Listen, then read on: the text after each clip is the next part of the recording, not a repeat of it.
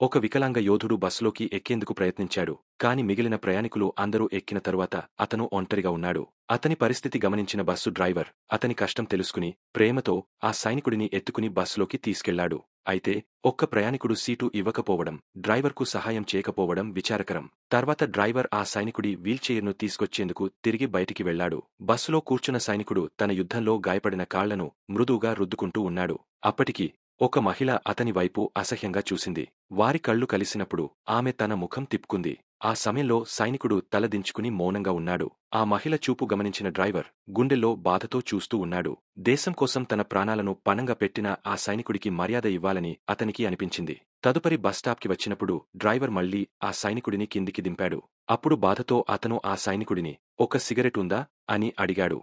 ఆయన అలా నిలబడి తన మనస్సు భారం తట్టుకోలేక బస్సు వైపు చూశాడు. అక్కడ ప్రయాణికులు ఓర్పు లేకుండా ఎదురు చూస్తున్నారు. విసిగిపోయిన డ్రైవర్ తల ఊపుతూ తన టోపీ నేలపై పడేసి తన ఉద్యోగాన్ని వదిలి వెళ్లాడు.